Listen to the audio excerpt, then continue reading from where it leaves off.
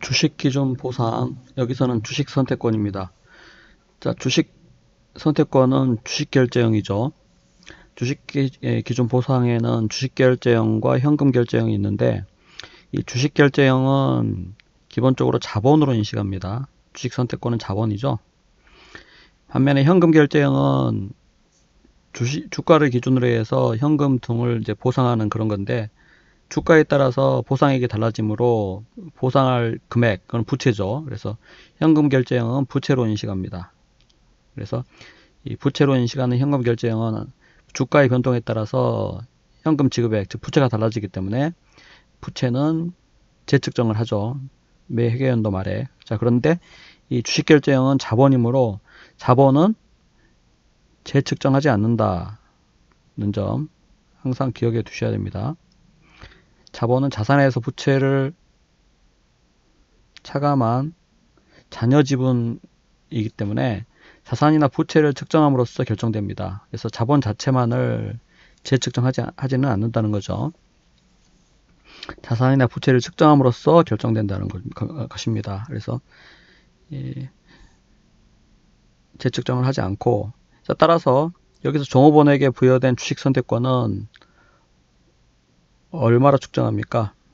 항상 부여일의 공정가치로 측정하죠. 그래서 X1년 초에 부여하였으며 그 부여일의 공정가치가 3,000원이죠.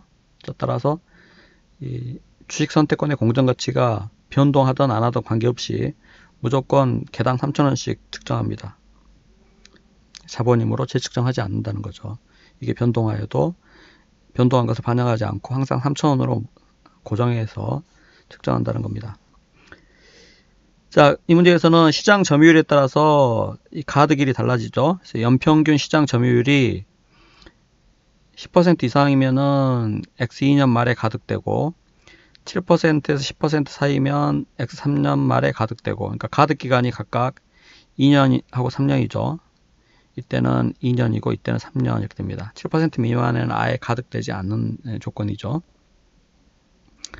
자, 그래서 시장 점유율 예상치 나와 있고, 그다음에 퇴사 인원도 나와 있습니다. 매 연말 X1년 말 6명, X3년 말까지 매년 6명씩, 그리고 실제로도 예측과 일치하였다. 그러니까 매년 말 6명씩 퇴사하는 걸로 보고, 자, X2년 인식할 비용 물어봤습니다. 주식 보상 비용 물어본 거죠. 자, 이런 문제는 항상 각 연도 말 시점으로 누적 보상 원가를 구합니다. 자, 이때 주의하실 점이, 이 문제에서는 이 연평균 시장 점유율에 따라서 가득 기간이 달라지기 때문에 꼭 가득 기간을 꼭 체크를 한 다음에 계산해야 됩니다. 자, 가득 기간을 꼭 체크를 해달라 하는 거죠. 자, 무슨 말이냐면 X1년 말에 보상 원가를 측정할 때 지금 X1년 시장 점유율이 11%고 X2년에도 동일한 점유율을 유지할 것으로 예상했죠. 자, 따라서 X1년 말에 연평균 시장 점유율을 얼마로 예측했습니까? X1년에도 11%, X2년에도 11%, 그러니까 평균적으로도 11%죠. 그래서 연평균 시장 점유율이 10% 이상이므로 가득일이 X2년 말입니다. 자, 따라서 X1년 말에 회계 처리를 할 때에는 가득 기간을 2년으로 보고 회계 처리해야 돼요. 2년으로 보고. 자, 그런데 X2년 말에 회계 처리를 할 때에는, 자, 보세요. X1년 시장 점유율이 11%였고 X2년 점유율이 8%로 떨어졌습니다. 자, 근데 X3년에도 8%로 예상했죠. 따라서 X3년 말에 회계 처리를 할 때에는 연평균 시장 점유율이 몇 %가 맞습니까? X1년 11%, X2년 8%. 자, 이렇게 합해서 평균하면은 두 개 연도 평균하면은 9.5%죠. 9.5%. 9.5%이므로 7%에서 10% 미만이잖아요. 그죠? 자, 따라서 연평균 시장 점유율이 7%에서 10% 사이이므로 가득일이 X3년 말입니다. 그래서 X2년에 시장 점유율이 예상보다 떨어졌기 때문에 가득 기간이 3년으로 늘어난 거죠. 꼭 주의하시기 바랍니다. 자, 그래서 이 가득 기간이 달라짐에 따라서 회계 처리도 달라져야 되죠.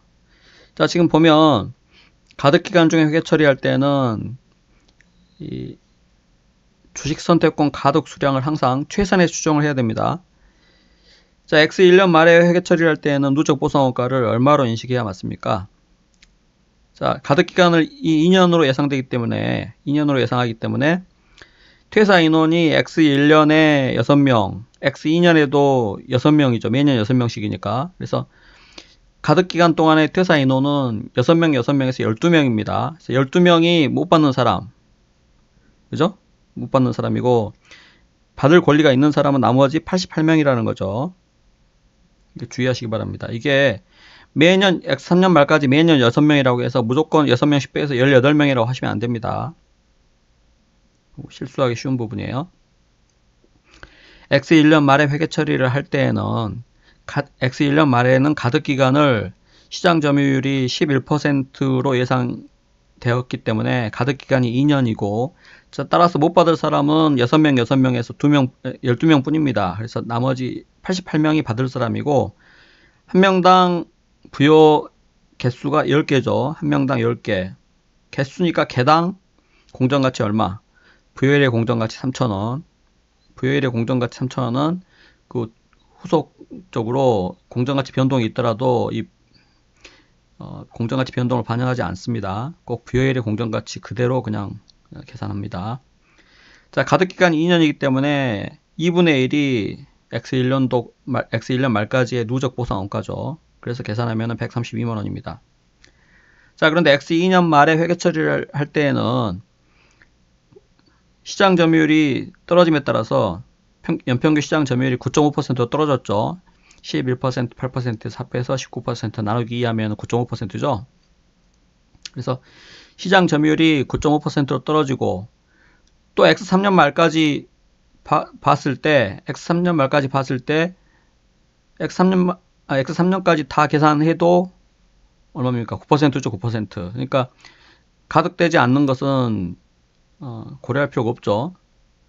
X2년 말에 예측을 할 때도 X2년 말까지의 실제 시장 점유율도 연평균 9.5%고 X3년까지의 예상 시장 점유율도 연평균 9%이므로 가득일이 X3년 말입니다. 그래서 가득기간 3년으로 보고, 자, 매년 6명씩이니까 3년 동안에 18명이 못 받는 거죠. 그래서 받을 자격이 있는 사람이, 주식을 받을 자격이 있는 사람이 나머지 82명입니다. 82명. 자, 한 명당 10개죠. 10개를 부여했고, 개당 부여일의 공정가치 3,000원. 그 다음에 가득기간이 3년이기 때문에 X2년 말까지의 누적 보상원가는 전체의 3분의 2를 인식해야죠. 3분의 2. 자, 그렇게 해서 X2년 말에 누적 보상원가가 164만원이고, X2년에 인식할 보상원가는 X1년 말까지의 차액 32만원입니다. X1년 말의 누적 보상원가와 X2년 말의 누적 보상원가와의 차액이 X2년에 인식할 금액, 이 금액이 X1년에 인식할 금액, 이렇게 되는 거죠. 그래서 X2년에 인식할 보상원가는 32만원. 답이 1번입니다. 자, 여기서 한 가지 주의하실 점. 자, 성과 조건에는 시장 성과 조건과 비시장 성과 조건이 있습니다. 자, 시장 성과 조건은 지분 상품의 시장 가격에 기초한 거예요. 그런 성과 조건을 말합니다. 그래서 예를 들어서 지분 상품 주가죠, 주가. 지분 상품의 시장 가격이 주가입니다. 그래서 주가 달성을 내거는 거, 이거는 시장 성과 조건이라는 거죠. 자, 그 다음에 주식 선택권의 목표 내재 가치 나와 있는데, 여기서 내재 가치의 정의는 글자 그대로 내재된 그 주식 선택권 자체에 내재되어 있는 가치를 말하죠. 그래서 주식 선택권의 내재 가치는 주가 마이너스 행사 가격입니다. 주가 마이너스 행사 가격. 예를 들어서 스탁 옵션을 행사한 가격이 1,000원이다. 근데 주가가 1,200원이다. 그러면